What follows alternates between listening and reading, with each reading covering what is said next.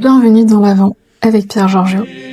Aujourd'hui, jour 2, nous contemplons le mystère de la naissance de Jésus dans l'évangile de Luc, chapitre 2.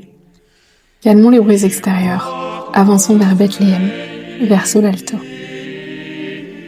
Pierre Georgiou écrivait un jour à un ami « La foi que j'ai reçue de mon baptême est la lumière de ma vie. » Et pourtant, sa vie n'était pas sans épreuves. Santé fragile, tension familiale, études de génie minier difficiles. Néanmoins, il brillait déjà comme une torche dans la nuit de Turin. Il diffusait une lumière qui ne venait pas de lui, mais de Dieu. Ce Dieu incarnait la nuit de Noël. Évangile de notre Seigneur Jésus-Christ selon saint Luc, chapitre 2. En ces jours-là, parut un édit de l'empereur Auguste, ordonnant de recenser toute la terre.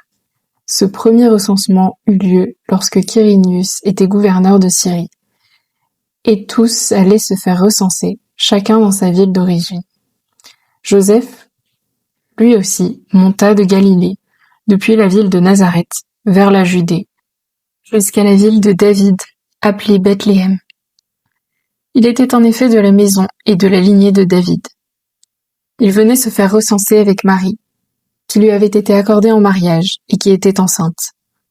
Or, pendant qu'ils étaient là, le temps où elle devait enfanter fut accompli. Et elle mit au monde son fils premier-né. Elle l'emmaillota et le coucha dans une mangeoire, car il n'y avait pas de place pour eux dans la salle commune. Dans la même région, il y avait des bergers qui vivaient dehors et passaient la nuit dans les champs pour garder leurs troupeaux. L'ange du Seigneur se présenta devant eux, et la gloire du Seigneur les enveloppa de sa lumière. Ils furent saisis d'une grande crainte.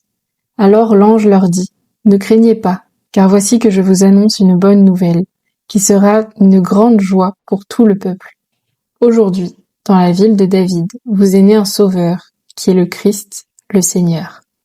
Et voici le signe qui vous est donné, vous trouverez un nouveau-né emmailloté et couché dans une mangeoire. » Et soudain, il y eut avec l'ange une troupe céleste innombrable qui louait Dieu en disant « Gloire à Dieu au plus haut des cieux et paix sur la terre aux hommes qui l'aiment. » Lorsque les anges eurent quitté les bergers pour le ciel, ceux-ci se disaient entre eux « Allons jusqu'à Bethléem pour voir ce qui est arrivé, l'événement que le Seigneur nous a fait connaître. » Ils se hâtèrent d'y aller, et ils découvrirent Marie et Joseph avec le nouveau-né couché dans la mangeoire. Après avoir vu, ils racontèrent ce qui leur avait été annoncé au sujet de cet enfant. Et tous ceux qui entendirent s'étonnaient de ce que leur racontaient les bergers. Marie, cependant, retenait tous ces événements et les méditait dans son cœur. Les bergers repartirent. Ils glorifiaient et louaient Dieu pour ce qu'ils avaient entendu et vu, selon ce qui leur avait été annoncé.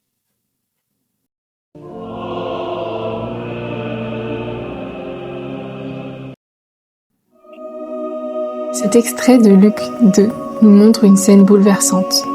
Dieu arrive sans bruit, sans prestige, sans puissance. Il vient là où personne ne l'attend, dans une mangeoire, dans la nuit glaciale de Judée, devant des bergers pauvres. C'est toujours ainsi que Dieu entre dans une vie, dans les zones où tu te sens fragile, fatigué, incompris, perdu. C'est là que la lumière du monde accepte d'entrer.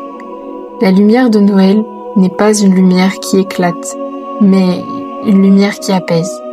Elle ne te force pas, elle te rejoint.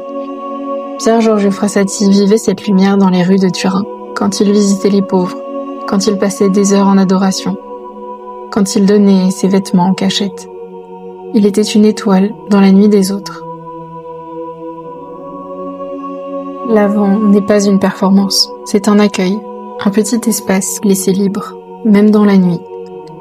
Alors ce soir, regarde ta propre nuit.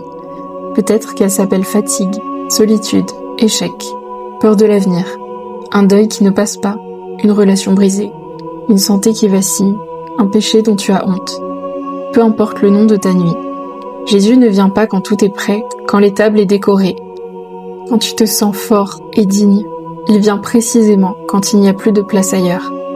Quand il ne reste plus qu'une mangeoire froide et un peu de paille. Il suffit d'un tout petit espace, un oui tremblant, un « Entre Seigneur, même si je suis en désordre ». Ce soir, Jésus veut naître quelque part en toi.